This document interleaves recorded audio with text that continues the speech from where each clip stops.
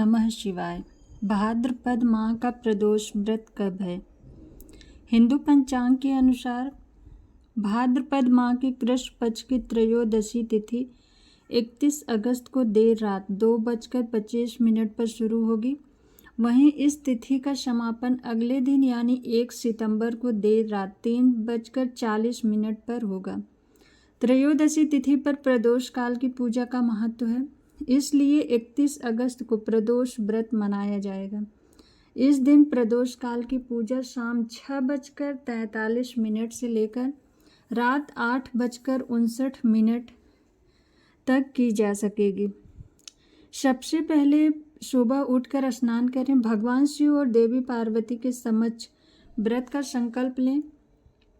एक चौकी पर शिव परिवार की प्रतिमा स्थापित करें, पंचामृत से शिव जी का अभिषेक करें, देशी घी का दीपक जलाएं, चंदन व कुमकुम का तिलक लगाएं, मदार के पुष्प, कनेर व गुड़हल के फूलों को अर्पित करें। खीर, हलवा, फल, घर पर बनी मिठाइयों, ठंडाई आदि का भोग लगाएं। प्रदोष व्रत कथा पढ़ें, पंचाक्षरी मंत्र और शिव चालीसा का पाठ अवश्य करें। शाम के समय भी विधिवत पूजा करें, क्योंकि इस तिथि पर प्रदोष काल की पूजा ज़्यादा शुभ मानी जाती है। शिव प्रसाद से अपने व्रत का पारण। इस बार शनिवार को पड़ रहा है प्रदोष, इसीलिए इसे शनि प्रदोष कहा जाएगा। शनि प्रदोष व्रत कथा। शनि प्रदोष व्रत कथा प्राचीन समय की बात है। एक नगर सेठ धन दौलत और वैभव से संपन्न था। वह अत्यंत दयालु था। उसके यहाँ से कभी कोई खाली हाथ नहीं लौटा था। वह सभी को जी भर कर दान दक्षिणा देता था। लेकिन दूसरों को सुखी देखने वाले सेठ और उसकी पत्नी स्वयं काफ़ी दुखी थे। दुख का कारण था कि उनकी कोई संतान नहीं थी। एक दिन उन्होंने तीर्थ यात्रा पर जाने का निश्चय किया और अपने कामकाज सेवकों को सौंपकर चल पड़े।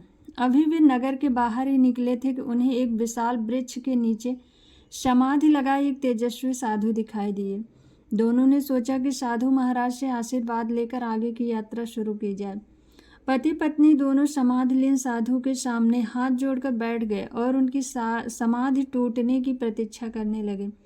सुबह से शाम और फिर रात हो गई, लेकिन साधु की समाधि नहीं टूटी। मगर सेठ पति पत्नी धैर्यपूर्वक हाथ जोड़े बैठे रहे। अंततः अगले दिन प्रातःकाल साधु समाधि से उठे। सेठ पति पत्नी को देखकर वह मंद मंद मुस्कुराए और आशीर्वाद स्वरूप हाथ उठाकर बोले, मैं तुम्हारे अंतर मन की कथा भांप गया हूँ। वत्स, मैं तुम्हारे धैर्य और भक्ति भाव से अत्यंत प्रसन्न हूँ। साधु ने संतान प्राप्ति के लिए उन्हें शनि प्रदोष व्रत करने की विधि समझाई। तीर्थ यात्रा के बाद दोनों घर वापस लौटे और नियम पूर्वक शनि प्रदोष व्रत करने लगे। कालांतर में सेठ की पत्नी ने एक सुंदर पुत्र को जन्म दिया।